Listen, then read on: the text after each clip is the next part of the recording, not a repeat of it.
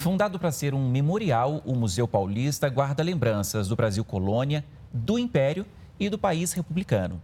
Hoje, na terceira reportagem da série sobre a independência, a gente mostra detalhes do museu.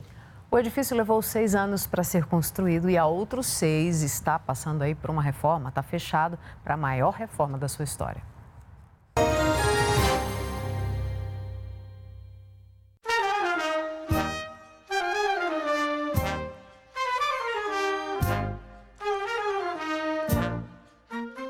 É como se o horizonte terminasse nele. O edifício monumento fica no alto de uma colina no bairro do Ipiranga. O prédio ele foi construído, projetado por um arquiteto italiano, que é o Tommaso Gaudêncio Bezzi, e ele era formado na Politécnica de Turim. Foi construído num período que era um período de modernização. É um dos primeiros edifícios de grande porte da cidade de São Paulo. Ele é precursor a muitos edifícios que estão no próprio centro da cidade, A madeira das portas é vinda da Europa também. A própria escadaria é mármore italiano, O próprio piso também, o piso decorado, que é de uma empresa belga. Como tudo vinha de navio, a obra sofreu alguns atrasos. E o prédio só começou a ser construído em 1885. E esse não foi o único problema, também faltou dinheiro. Inclusive, a Loteria do Ipiranga foi criada para conseguir verbas para o projeto.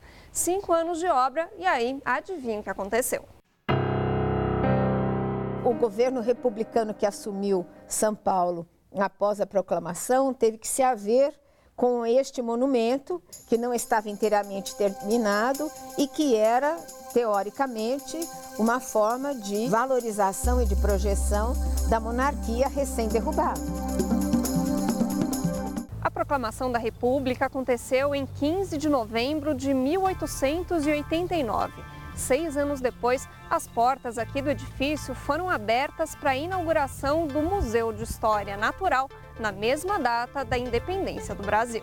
Os primeiros relatos que a gente vê é que ele ia ser uma escola, mas que por conta das salas serem voltadas para a face sul, elas não tinham insolação suficiente para serem usadas como uma escola. Então o prédio acabou ficando um tempo vazio e depois ele foi ocupado já como um museu.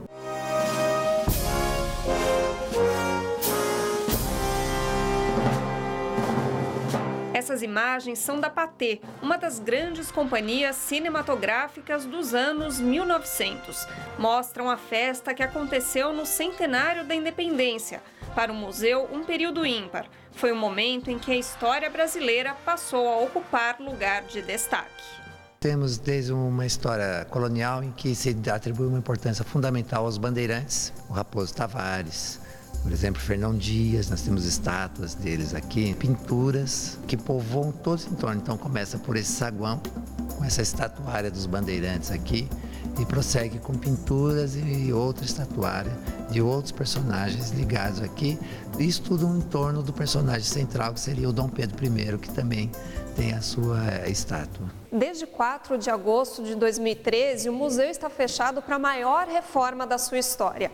Ele só está previsto para reabrir nos 200 anos da independência e o público deve aumentar. Antes, cerca de 350 mil pessoas vinham ao museu todo ano e a expectativa é que esse número triplique depois da reforma. É difícil passar pela frente daquele prédio, não é? E verificar que estava fechado para os públicos. Para nós, foi meio chocante, porque isso aqui, por escolas, tinha 1.500 crianças por dia para visitar esse museu. E com o fechamento, as escolas não vieram mais. 5 anos fechado e mais 3 anos para a reforma, 4 anos para a reforma, você está perdendo uma geração. Porque a criança que tinha 10 anos que vinha visitar o museu, hoje está com 19. Ela não vai visitar mais o museu. O acervo do museu tem cerca de 125 mil itens. E aqui estão alguns tesouros da nossa independência, como esse quadro do pintor Pedro Américo. Mas sobre ele eu falo mais amanhã. Até! Brava gente brasileira.